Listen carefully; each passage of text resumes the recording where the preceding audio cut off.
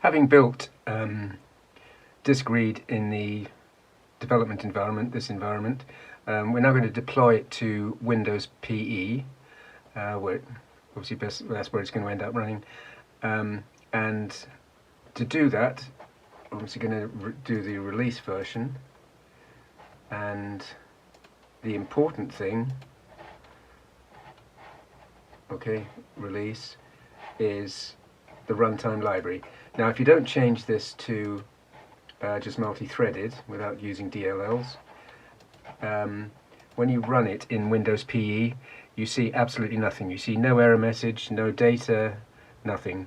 And the reason is that the DLLs either aren't available or aren't linking properly. So now we just build it.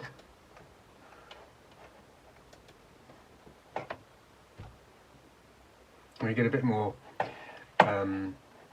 it's a bit bigger, the output here. And if we go and have a look at it,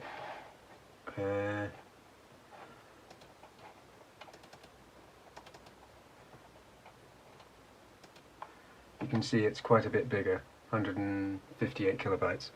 Okay, so we're going to copy that onto, the way I'm going to demonstrate is copy it onto a USB and boot a system that way. So you could obviously put it into a share and hook it up that way. Goes in images. So this is all, oh, you can see it's already there actually, but I'm going to paste it again. So DiskRead is now going to be a debug version. Right, let's just boot a system with this. I've booted into Windows PE, and you can see that DiskRead, well, both of them are actually the same size. They're the big ones, 161. So this drive, you can see it's all zeros.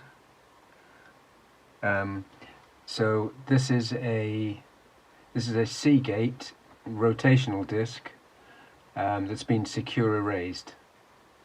Okay, this is the same Seagate drive, but this time it's been wiped with the ATA command Enhanced Secure Erase.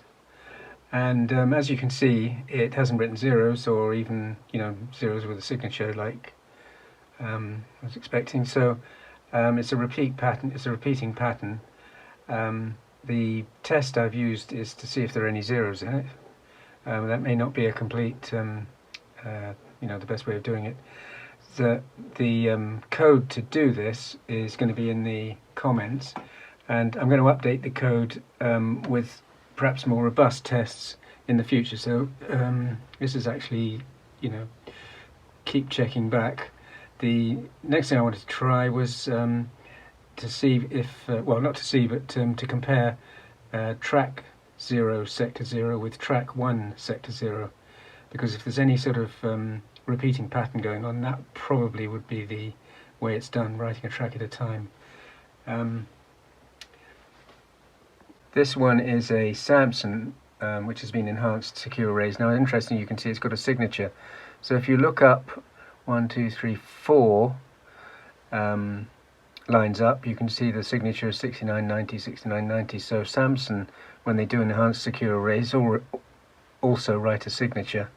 So that's been taken care of in the C#, and still looks like it's been wiped. Okay, this is a Crucial M4 SSD, and you can see this also has a signature, 2E93, 2E93, just like the Samson. This one's a Micron SSD, and again you can see it has a signature. And finally this, which is an encrypted disk, encrypted with BitLocker. So we're going to have to use another technique to figure out that this is ready to install Windows to image. And that'll be next time.